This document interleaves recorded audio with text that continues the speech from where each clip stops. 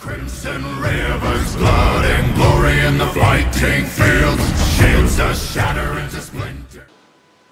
Bonjour à tous et à toutes les amis, je suis super ravi de vous retrouver aujourd'hui pour une nouvelle vidéo. On va changer un petit peu de registre, donc on va parler EOTech Meprolight, donc VS Meprolight EOTech, donc la comparaison entre les deux, donc point rouge et viseur holographique panoramique. Donc on va commencer de suite direct après ça. Donc nous voici en présence de plusieurs viseurs pour du tir tactique. J'avais déjà fait des précédentes vidéos à ce sujet, donc je vous invite à aller les voir pour avoir des détails supplémentaires en vous mettant les liens directement dans la description. Donc, juste avant de commencer, donc merci pour les nouveaux abonnés, donc bienvenue sur la chaîne, ça fait hyper plaisir. Donc n'oubliez pas d'appuyer sur la petite cloche pour les notifications, de façon à suivre toutes les vidéos à venir sur beaucoup de choses, notamment tout ce qui est optique, tout ce qui est armement, surtout sur les fusils d'assaut, donc les accessoires, les configurations, ce qu'il faut faire, ce qu'il ne faut pas faire, les avantages et les inconvénients par rapport à d'une marque à une autre, les fiabilités. Donc d'ailleurs là récemment j'ai eu une queue de détente qui a cassé sur un de mes AR-15. Pareil, vous retrouverez ça directement dans les playlists que j'ai faites spécialement pour vous. Donc merci, franchement merci à tous mes abonnés, vous êtes vraiment super, c'est vraiment le top du top. Franchement, merci du fond du cœur de suivre la chaîne et de soutenir la chaîne. Merci à vous. Donc on commence de suite. Alors, nous avons ici donc le Meprolight et les EOTech. Donc, quelle est la différence entre un Meprolight et un EOTech? Donc déjà, pour commencer, vous connaissez tous maintenant les défauts des EOTech. Pareil, je vous mettrai le lien dans la description en bas pour que vous puissiez avoir accès à cette vidéo de façon à connaître les défauts qui sont relativement importants pour moi par rapport au prix d'achat d'un EOTech. Donc ce que je trouve complètement inadmissible par rapport au service après-vente. Je parle bien du service après-vente. Donc pour ce qui concerne EOTech, donc alors première chose à savoir, sur un série 500, peu importe 512, 532, donc différence entre le 512 et 512, vous avez donc la version civile qui elle n'a pas l'option donc NV Night Vision, vision nocturne, pour parler correctement français, parce que je suis français avant de pouvoir employer des mots anglo-saxons. Vous remarquerez que ça me gaffe parfois et je les transforme, ça en fait rire certains, donc tant mieux, c'est que ça vous fait rire, c'est le top. Bref, donc pour un EOTech, donc voilà les défauts. Donc j'en avais déjà parlé une fois, donc vous avez ici à l'arrière de la vitre, donc ce qu'on appelle un laminage. Donc ça va faire un petit peu comme des algues à l'intérieur. Donc ça vient bien de l'intérieur, donc ça c'est l'EOTech de test que j'ai, vous voyez, voilà on le voit un petit peu là. Donc je ne sais pas si je vais arriver à vous le montrer comme ça. Voilà, vous voyez là, on voit les algues qui font un petit peu comme des vagues, enfin des algues en fait. Et donc ça c'est une réaction chimique, certainement due au traitement et à la colle qui se trouve à l'intérieur du miroir avant. Donc ça je l'ai complètement détruit. Et je l'ai démonté spécialement pour les vidéos. De toute façon, il était déjà à moitié HS. Il continue à marcher d'ailleurs, mais bon, perte de luminosité due au miroir qui, lui, se ternit pour une raison qu'on ne connaît absolument pas. Donc je pense que c'est dû à une réaction chimique par rapport à la colle et à l'azote. Donc voilà pour la petite info. Donc voilà ce qui se passe sur les séries 500. Alors, à savoir qu'ils ont sorti la série XPS et EXPS. Donc a priori, je dis bien a priori, certains EXPS comme celui-ci, donc ça c'est l'XPS 2.0, ne seraient pas concernés. Donc apparemment il y en aurait certains qui ne seraient pas concernés, d'autres qui seraient concernés. Donc là j'ai la chance apparemment d'avoir le phase 2 de l'XPS, donc ils ne seraient pas concernés. Donc je vous tiendrai au courant si jamais je vois le moindre défaut, et je peux vous garantir que je vais encore me battre avec EOTech, mais de toute façon je connais déjà le résultat. Pareil, vous le verrez dans les vidéos à ce sujet. Donc je trouve ça complètement inadmissible. Donc en espérant que celui-ci tienne la route, donc il a 4 ans. Donc normalement ça devrait le faire pour l'instant, on va bien voir. Parce que franchement, c'est vraiment dommage, mais vraiment dommage dans le sens où j'étais vraiment pro EOTech au tout début. Et j'ai toujours eu ça dans un plan purement professionnel. On n'utilisait quasiment que ça. Et toujours à l'heure actuelle, plus ou moins. Donc je trouve ça lamentable. Bon bref, ça c'était pour la petite aparté d'EOTech. Donc la différence entre le Meprolight et l'EOTech. Donc là, vous avez donc un viseur holographique, deux viseurs holographiques, pardon, à vision panoramique. Donc différence entre une vision panoramique et un point rouge. Donc là, la différence qu'il y a, c'est que vous avez un point rouge tubulaire. Donc, ce qu'on appelle l'effet tunnel. Donc, moi, personnellement, j'ai du mal à m'y faire. Donc, ça se présente sous une forme comme ça, que ce soit de l'Holosom ou quoi que ce soit, de l'Endpoint, etc., qui sont très bons. Hein. J'ai jamais dit que c'était pas bon. C'est très bon. Par contre, là, vous avez le Bushnell TRS-25 qui est, lui, d'une excellente qualité. Il est extrêmement robuste. J'en ai parlé plus d'une fois. Il n'est pas cher. Vous pouvez le trouver d'occasion à 100 €, voire moins de 100 €. Les chasseurs l'adorent. Pour preuve, vous n'avez qu'à les questionner pour ceux qui en possèdent. Et franchement, c'est un très bon point rouge. Il est à 2 MOA, donc ce qui est nickel. Il est robuste, il est étanche. Je crois même qu'il est épais, il est épais 67, effectivement, pour la deuxième série. Donc franchement, ça, pour quelqu'un qui n'a pas trop les moyens, un petit budget, je referai encore une vidéo sur les budgets pour pas vous ruiner et à savoir les marques qui tiennent la route, par exemple comme Bushnell, à ce niveau-là. Donc là-dessus, ils sont au top. Donc ça, c'était pour la petite info au niveau de Bushnell. Donc pour en revenir à tout ce qui est point rouge, donc viseur holographique, point rouge, aide à la visée, donc pour du tir tactique, je précise bien, on n'est pas sur du tir de précision, ça n'a rien à voir. Visée panoramique ou visée tubulaire. Moi, personnellement, j'ai toujours eu du mal à me faire à la visée tubulaire. Donc ça, c'est chacun voit midi à sa porte, comme on dit. Il y en a qui aiment, moi, j'aime pas. Donc, alors, j'aime pas pour une simple et bonne raison. Donc ça, c'est mon point de vue à moi, attention. C'est que sur une visée panoramique, vous gardez la vision sur les côtés, sur l'environnement, et ça, au niveau du tir tir dynamique, pardon, c'est ce qu'il y a de mieux. C'est sécuritaire à la fois, et ça vous permet d'analyser rapidement une situation. Donc ça, c'est pour le premier point.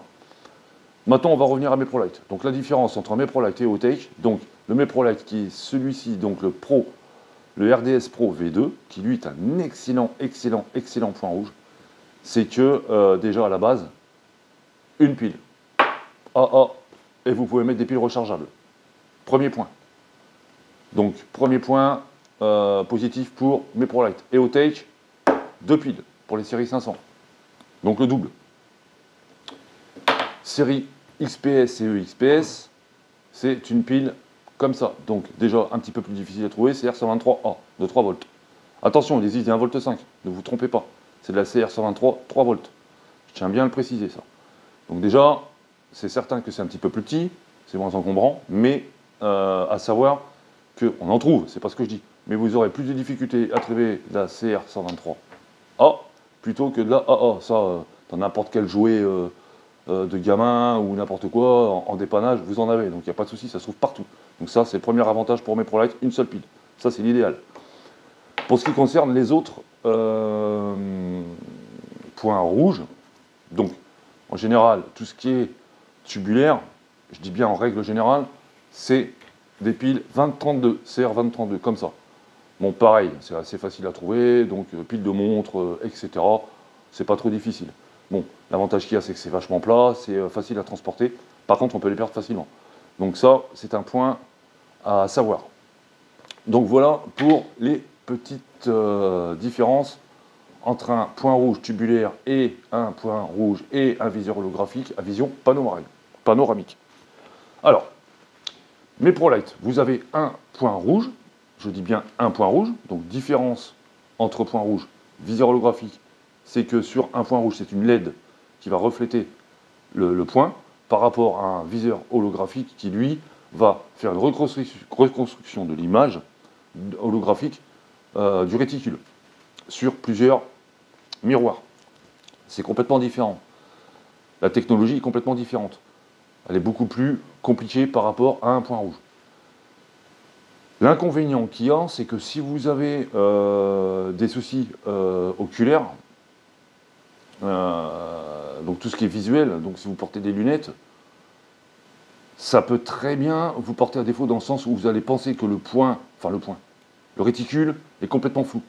Mais c'est une réaction tout à fait normale, ça c'est médical, c'est physique. Donc, à prendre en compte. Essayez de tester avant d'acheter. N'achetez pas un Neotech sans l'avoir testé avant. Et un point rouge. La différence entre un point rouge, c'est qu'un point rouge va s'adapter à n'importe quelle vue. L'avantage que vous avez sur un point rouge, à LED, c'est que vous avez une intensité de luminosité beaucoup plus importante. Notamment, surtout sur le Meprolight. Ils ont des intensités d'éclairage au niveau du point rouge impressionnantes. Moi, j'ai testé en plein soleil. Au niveau maximum, c'est pas la peine d'y aller. Vous descendez à 9 au lieu de 10, c'est amplement suffisant. Donc ça, c'est ce qu'il y a de mieux. Alors, mes ProLight, avantage. Vous avez donc des agrafes culées ici, agrafage culé. Donc ça, c'est parfait. Ça, rappelez-vous, dans mes vidéos, pour ceux qui suivent mes vidéos, j'en parle assez régulièrement. Moi, je préconise pour du tir dynamique, ou même du tir de précision, d'avoir des montages culés. Pour la simple et bonne raison, c'est que vous allez pouvoir changer d'optique extrêmement rapidement. Dans une situation de stress, dans une situation d'urgence, il n'y a pas besoin de se trimballer avec une clé, il n'y a pas besoin de ci, il n'y a pas besoin de là, ça va aller beaucoup plus vite, et au moins vous pouvez changer vos optiques ou passer sur vos organes de secours, comme sur le VHS2 que j'ai mis en position, organe de secours, en 2-2 à la vitesse de l'éclair. Alors, ça c'est l'avantage pour le MeProLight. Contrairement à EOTech qui lui va posséder un montage comme ça. Alors, vous avez le XPS et la différence entre le XPS et l'XPS, elle est simple. C'est que vous avez donc l'agrafage ici, donc le montage, pour faire simple, ce sera du QD. Ensuite, ce que moi j'appelle le tableau de bord, donc tout ce qui est manipulation pour l'allumer et l'éteindre et augmentation et diminution de la luminosité, ce sera sur le côté, ce qui est génial. Pourquoi? Parce que si vous regardez bien, si vous mettez une loupe devant, comme ceci, normalement c'est ce qu'on appelle donc un combo, ça c'est la base, vous allez être obligé de basculer votre loupe pour faire vos réglages. Ce qui n'est pas forcément une bonne solution dans certaines situations. Donc c'est d'ailleurs pour ça qu'il est important de privilégier donc un viseur holographique ou un point rouge, soit avec des réglages sur le dessus, comme sur le Bushnell TRS-25 par exemple, ou des réglages sur le côté. Très important à savoir. Alors, pour ce qui concerne les loupes, petit aparté de rapide. Celle-ci, c'est la G33 de chez EOTech x3. C'est excellent. Pour une fois, je ne vais pas dire de mal d'EOTech parce que là-dessus, au niveau de la loupe, il n'y a rien à dire. Attention aux copies. Pareil, je ferai des vidéos si ça vous intéresse sur les copies. J'ai une copie qui est arrivée, vous me le dites, je fais la vidéo parce que là, il y a des choses qui sont à savoir. Que ce soit sur les loupes ou les viseurs holographiques EOTech, il y a énormément de copies qui traînent et c'est très difficile de pouvoir les déceler. Il y a des choses à savoir. Donc là, nous sommes bien évidemment en présence d'originaux. Hein. Je ne suis pas du genre à acheter des copies, je suis anti-copie. Donc là-dessus, je rejoins parfaitement le point de vue d'EOTech et d'autres marques. Hein. Ils ont parfaitement raison. C'est légitime de leur part. D'ailleurs, c'est inadmissible de vendre des copies pour de vrai. Bref. Donc là, nous avons une loupe donc G33 de chez EOTech qui, elle, sera adaptée pour un canon de 10,5 jusqu'à 12,5. À peu près. Je l'ai déjà expliqué dans mes précédentes vidéos, donc c'est pareil, hein, vous avez une playlist à ce sujet au niveau des optiques et toutes les explications vous sont données. Donc si vous choisissez une loupe et que vous avez par exemple un canon de 14,5 minimum jusqu'à 16 en R15 par exemple, là par contre, moi je vous dis, vous passez sur du x5. Pour la simple raison que vous allez tirer beaucoup plus loin, donc vous allez avoir besoin d'un grossissement plus important, ce qui est tout à fait logique. Donc là, un x3 pour un canon de 10,5 jusqu'à 12,5, c'est l'idéal. Ensuite, avantage pour mes ProLight à ce niveau-là, encore. Donc si vous remarquez bien, donc en mettant la loupe devant, le réglage, il est ici. Donc le top du top, impeccable, il n'y a rien à dire. Donc là, on est opérationnel. Donc encore un avantage pour mes ProLight. Idem pour le TRS-25 qui est à bonne hauteur, hein, regardez avec un montage haut. Pareil, je vous conseille pour des points rouges de montage haut, de façon à pouvoir garder vos organes de visée sur un AK-47 par exemple, de secours. Donc ça, il faut faire attention au montage. Vérifiez bien la hauteur de vos montages. Ça, c'est hyper important. Ne faites pas n'importe quoi. Pareil, les montages, ne choisissez pas n'importe quel montage. Mettez des montages de qualité. Je l'ai dit, je le redis régulièrement, c'est hyper important. N'oubliez pas que l'ensemble, arme, optique, montage, ça ne forme qu'un bloc. Il suffit qu'il y en ait un des trois qui merdouille et c'est fini. Vous allez faire ce qu'on appelle, excusez-moi l'expression, de la merde. Donc, soyez vigilants à ce niveau-là. Donc, il y en a beaucoup qui négligent les montages, j'en ai déjà vu plus d'une fois, et en changeant le montage, en mettant quelques euros de plus, enfin on va dire quelques centaines d'euros parfois, eh ben, le problème est rapidement réglé et la différence elle est vite vue. Donc attention à ça. Petit exemple sur le Bushnell TRS-25, en option, vous voyez, j'ai un dégrafage rapide, directement de chez Bushnell. Donc ça vaut pas très cher en plus, ça vaut une trentaine d'euros. Pour du Bushnell, je trouve que c'est pas cher du tout. Donc vous voyez, je l'ai monté dessus, ça fait un agrafage rapide, nickel chrome, impeccable. Alors, différence entre mes ProLite et Autech. Alors, le poids, il est quasiment identique entre celui-ci et celui-ci. L'XP S2 est légèrement plus léger. Ensuite, au niveau des Autech, une chose qui est très bien chez Autech, donc je vais l'enlever pour vous montrer, comme il est démonté complètement. Voilà, le carénage. Ça, c'est ce qu'il y a de mieux. Ça, par contre, je trouve ça génial. Regardez-moi un petit peu l'épaisseur. Donc là, on est vraiment sur du lourd. Donc là, pour le protéger, il n'y a pas mieux. Désavantage par rapport au MetroLite à ce niveau. Donc ici, le carénage, c'est du polymère. Donc vous remarquerez bien que c'est beaucoup moins épais. Moi, personnellement, ça me déplaît un petit peu. D'ailleurs, je leur ai envoyé un mail à ce sujet il y a quelques temps. Ils ont pris compte de la remarque et ils vont certainement faire des carénages en aluminium, un aluminium beaucoup plus costaud. Bon, évidemment, il va falloir repayer, mais bon, ce ne sera pas excessif à mon avis. Hein, vous voyez, il y a 2 vis ici, vous pouvez l'enlever. Donc ça, c'est vraiment bien aussi. Donc ils ont déjà prévu la chose. Donc est-ce qu'ils l'avaient déjà prévu au préalable en pensant qu'il fallait les changer et que les gens le demandaient? C'est possible aussi. Bon, bref. Par contre, petit apartheid sur ce qui concerne mes ProLite. C'est israélien, ça équipe les forces de l'ordre israéliennes et une partie de l'armée israélienne, enfin une bonne partie de l'armée israélienne. Ça a fait ses preuves, ça continue à faire ses preuves à l'heure d'aujourd'hui. Ils ont un excellent service après-vente. Ça, je peux vous le garantir. Je les ai eus au téléphone en plus et ils parlent français pour certains. Donc c'est le top du top. Ils ne se prennent pas la tête. Il y a un souci, ils vous le changent. Il n'y a pas de deux poids, deux mesures. C'est pas oui, mais non. Ils vous le changent, point à la ligne. Donc là, franchement, respect pour mes ProLite. En sachant que mes ProLite font aussi des organes de visée, donc des hausses, des guidons avec tritium, sans tritium. Ils font aussi des loupes et pas mal de choses. Donc je vous conseille d'aller voir leur site. Franchement, il y a vraiment des choses qui sont intéressantes. Bon, c'est pas donné, hein, mais on reste sur de très bons produits professionnels et opérationnels. Très important.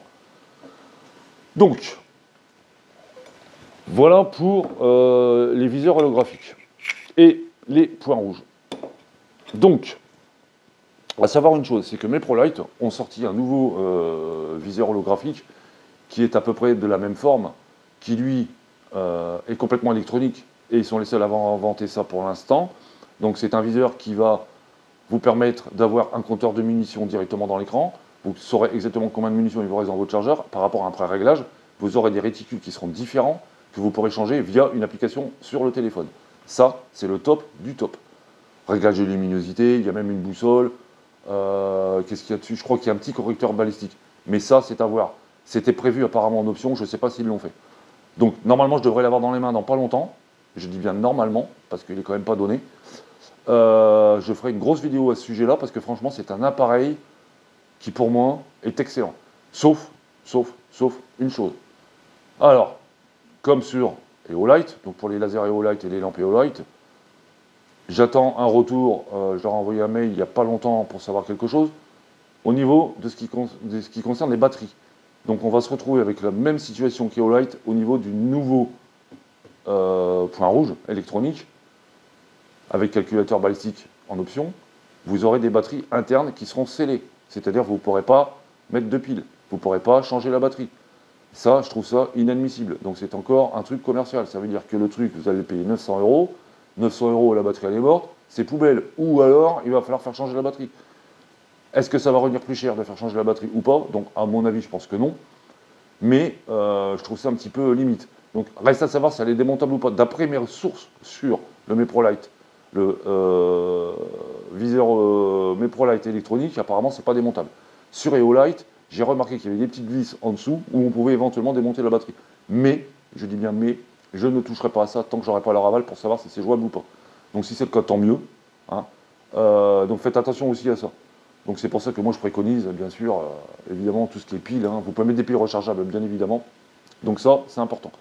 Chose très importante sur le MeProLite, les clics sont hyper francs. Ils sont audibles.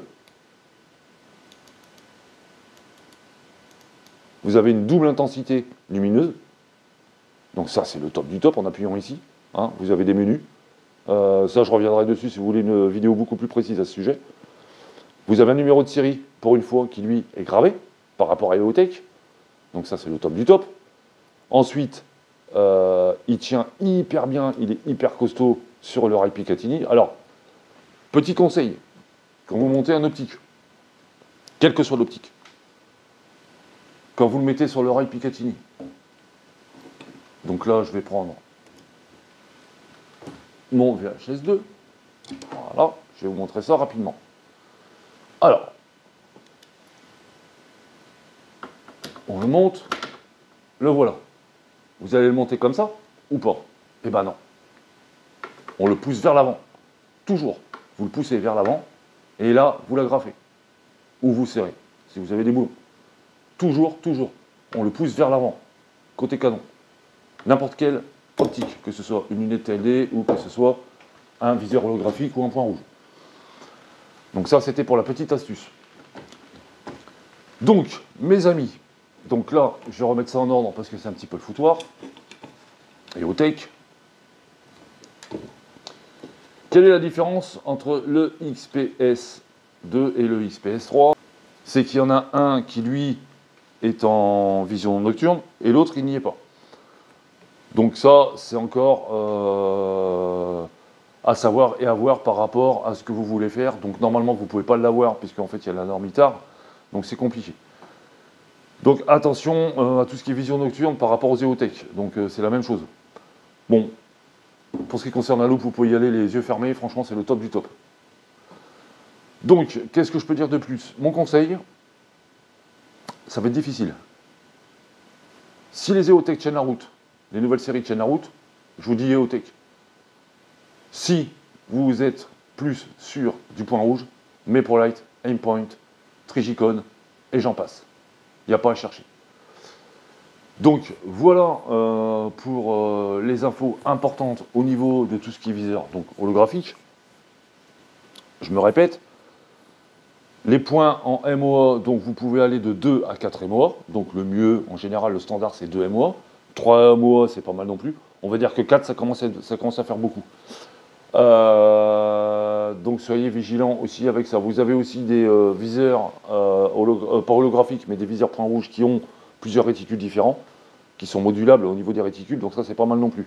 Donc quand vous choisissez vos viseurs holographiques, soyez conscient d'une chose, c'est que le viseur holographique ou le point rouge doit être adapté à ce que vous voulez faire avec.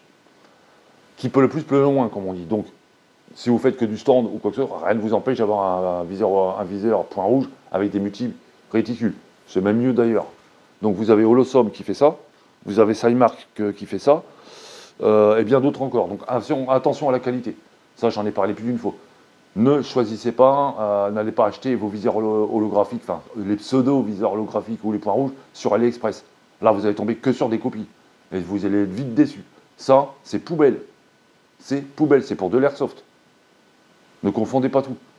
Donc ne jouez pas avec ça. Si vous avez une arme de qualité, un VHS2, un AR-15, un Ster-Hog ou quoi que ce soit, on ne met pas n'importe quoi sur son arme.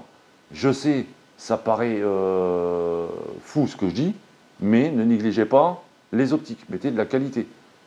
En général, les gens qui font des optiques, MeProLite, EOTech, malgré leurs défauts, Bushnell et j'en passe, ils sont habitués, c'est leur métier, ils font des optiques de qualité, avec des services après-vente plus ou moins intéressants pour certains, ça je l'avoue, mais vous avez de la qualité dans les mains. Donc voilà. Donc ça, par exemple, si on prend la loupe G33, elle est utilisée par énormément de forces de l'ordre. Et beaucoup de militaires aussi. Donc elle a fait ses preuves plus d'une fois. Donc c'est une loupe avec un gainage en caoutchouc, comme j'en avais parlé plus d'une fois aussi. Donc c'est-à-dire que qu'il y ait de l'huile, qu'il y ait du sang, qu'il y ait de l'eau, vous aurez toujours le grip, ça c'est excellent. Et en plus, ça la protège. Normalement, d'après mes sources, il y a Vortex qui va ressortir des loupes, des micros, parce que j'en ai une micro, avec des gainages caoutchouc. Donc ça, c'est excellent. Voyez ça aussi, c'est important à savoir. Donc, mes amis, donc voyez ce que vous voulez faire exactement. Moi, je privilégie plutôt un viseur holographique, mais c'est quand même difficile parce que j'ai les deux. Donc, passez d'abord par un holographique. Si vous n'avez pas de problème visuel, passez par un holographique. Comme je le dis, je le répète, ça c'est vachement important.